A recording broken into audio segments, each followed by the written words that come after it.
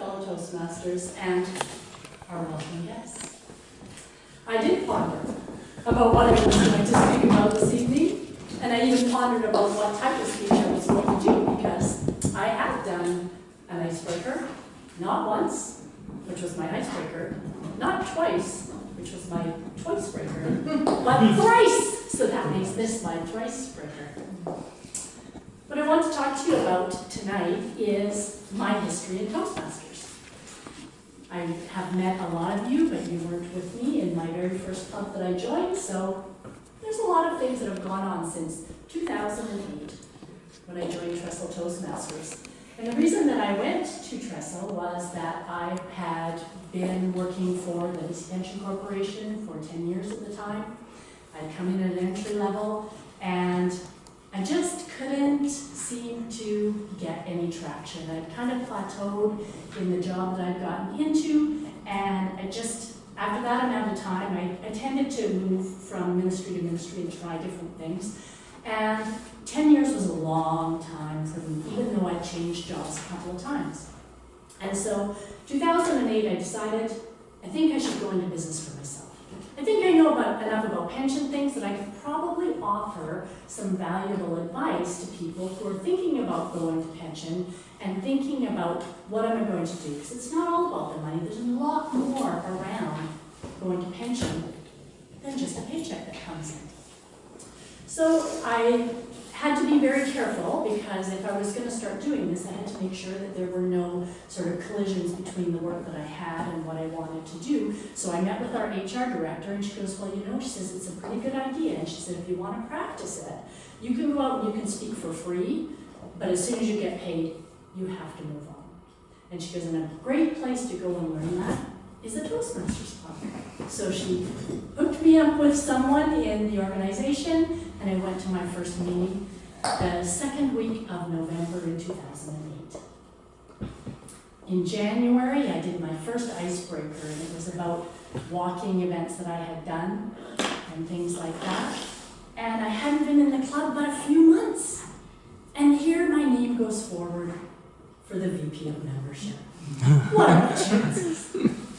So then I started getting into that end of it, and I worked along through that, and that was good. And now the idea of going to business for myself had kind of lagged behind, and I wasn't going to do that anymore. But I did learn some valuable skills from Toastmasters that helped me in the interview process.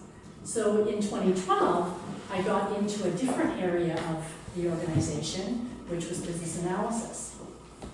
So in a year and a half, something like that, Toastmasters has already done something for me. It didn't really change the amount of money I was making, but it certainly changed the department that I was working in. I found part of the reason why I don't think I was successful in doing the interviews in the Pension Corporation was because I was applying for the wrong job. I was applying for a job that I really wasn't skilled at, but when I did finally get to that job interview, I found a job that I love. 2013, I'm moving along in Toastmasters. I get up to do my high performance leadership activity. I brought the movie Speak to Victoria with the help of my club. Raymond Ho, whose brother is one of the managers at the Cineplex. He got me a great deal on Silver City. Brought the movie into town, and it was a great experience. I was supported, I learned about leadership, and then I had more job interviews. In 2013, I got my first job as a junior business analyst. Now, in how many years is that? 3 years, I've gone up $5,000 in my income level. Not a bad deal when you're only paying $60 a year, and even at that, I didn't pay that because my employer paid it for me, so they're paying for me to get promotions. How fabulous is that? So then I started learning more things about facilitating, more things about where I wanted to go, more things about how I could present myself, and more things about leadership, which in 2014 brought me, from my friend Garth, into Quorum Toastmasters. And Garth came out and he said, I've got a really good idea for a club, and Glenn and I are taking over this club, and we really want to focus on leadership. And that's a great idea. Count me in. And so away we went on this wild ride of Quorum, and we had some ups and downs, and I think with those ups and downs it was another great learning experience, because you learn a lot of things through that period of disorganization and challenge and having difficult conversations with people and having people leave and come and finding your groove, which I think we've gotten to quite successfully now. But where do you get an education like that? It's just incredible. So by 2015, now I'm an intermediate business analyst. From 2008, where I'm in an entry-level position, filling out forms every day, now I'm standing up in front of groups of people. I'm drawing things on the board. I'm drawing things out of people, and I'm getting to hear how they really feel about things that are going on at work, how things could get better, and motivating them to make their work environment better. $30,000 increase since 2008, and it cost me nothing.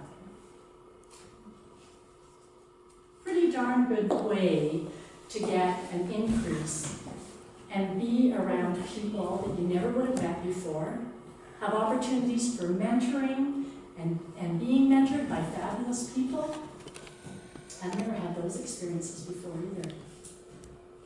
So for me, when I pondered about what I was going to talk about today, I really didn't need to ponder at all, because each one of us has a wealth of information and feelings and thoughts about what Toastmasters means to them. And that, my friends, is what has happened in my Toastmaster history, Mr. Toastmaster.